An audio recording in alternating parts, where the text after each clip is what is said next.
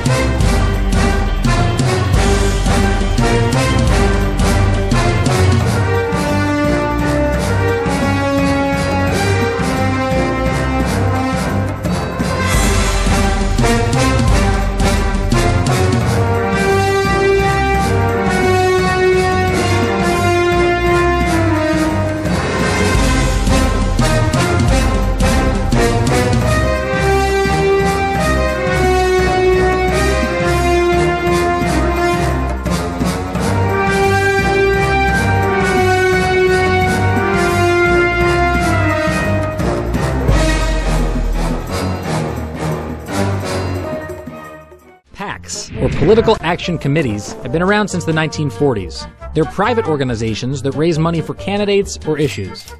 And until recently, there were strict limits on how much money individuals could give to them. That all changed in 2010 when 2 Supreme Court decisions set off a campaign cash-feeding frenzy. One said that laws barring corporations and unions from spending money for political purposes violated the First Amendment. The second one ruled that caps on how much an individual can give to an independent political organization were also unconstitutional. And thus, the Super PAC was born.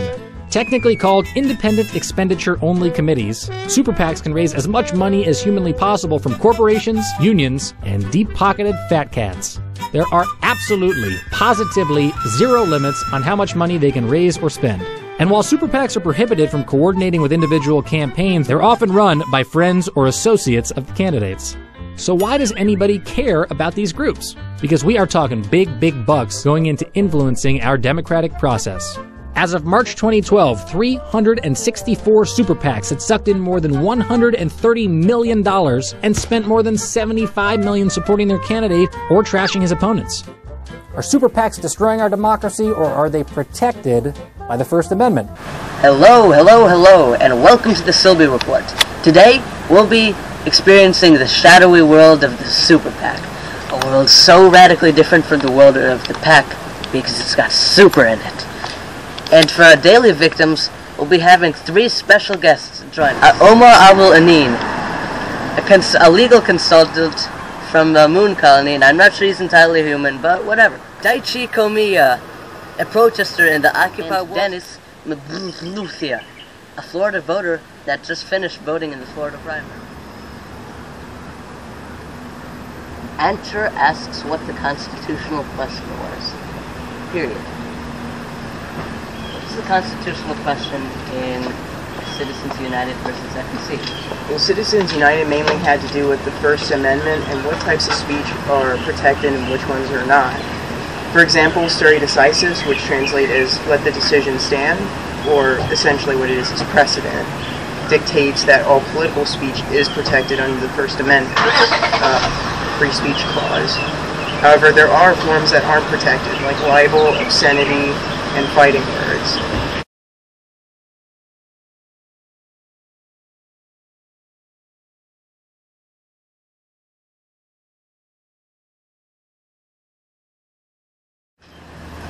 What are the details of the overturned legislation in the Citizens United versus FEC? Well, the 2002 Bipartisan Campaign Finance Reform Law, or the McCain-Feingold Act, previously limited contributions for Super PACs to $2,000 per candidate per election. However, with the Citizens United case, which dictated that all forms of political speech are protected, they can spend however much they want, the Super PACs. President Obama would criticize the Citizens United decision, stating that it would reverse a century's worth of laws protecting campaign finance. Also, it would open the floodgates for special interest groups during the coming election.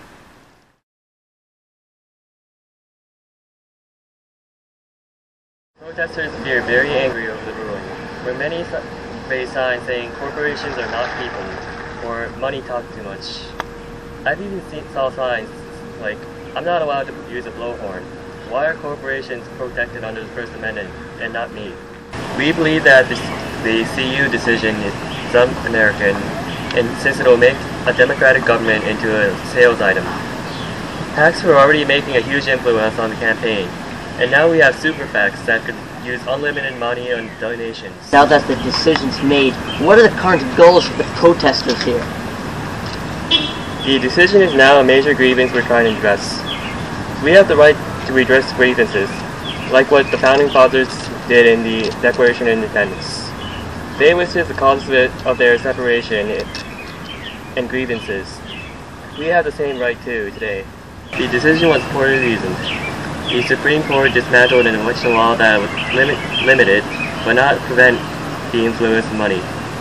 We will continue to protest with the legitimacy of the court and attempt to reverse it in the future.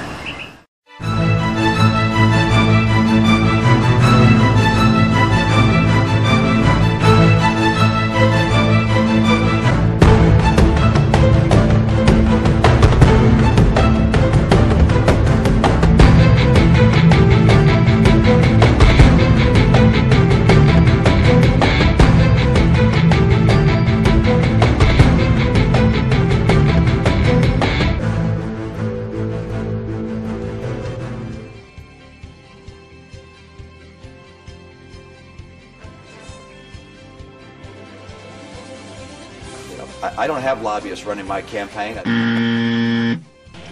And 3 years ago, we selected a person who never worked in the private sector, never had the opportunity to actually bring people together. There are more men and women out of work in America than there are people working in Canada. The president went about this all wrong. He went around the world and apologized for America.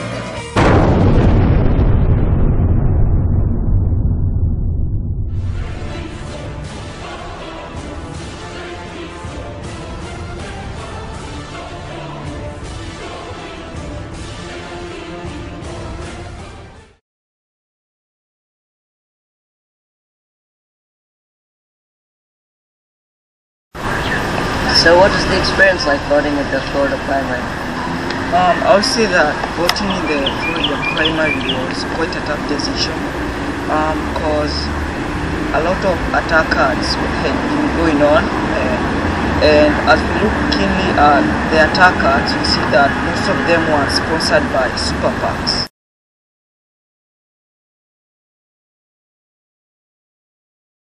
Caucus is a gathering of party members who support a president. Voters who go to the polls and vote either on a secret or Australian ballot. There can be open or closed primaries, where in open, people who are not party members can go and vote, or in a closed primary, only specific party members can vote. And now for my opinion on super PACs.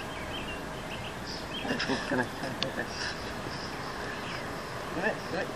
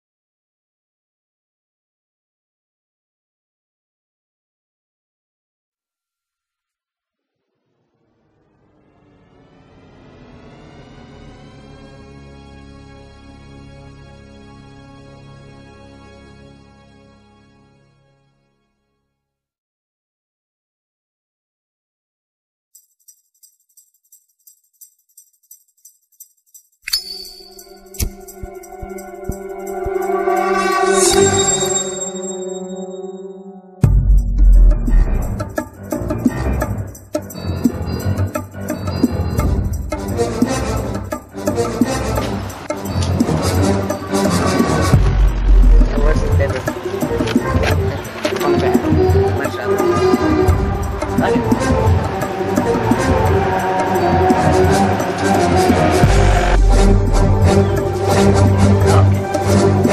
and welcome to the Sylvie Report. Today, we'll be exploring the shadowy world of the super. The world's so different from the world of the cat. It's got super in front of it. Our daily victims will be having two guests, she and Omar. Today, we'll be experiencing the shadowy world of the super. It's so radically different from the world of the cat. And for our daily victims, we'll be having three special guests tonight. Omar Abu Need. Let's do that. He's a consultant from the Moon Colony. Just say legal consultant, that's it.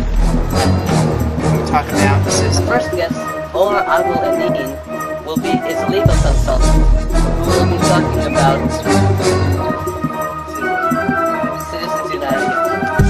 Oh, no, just do it.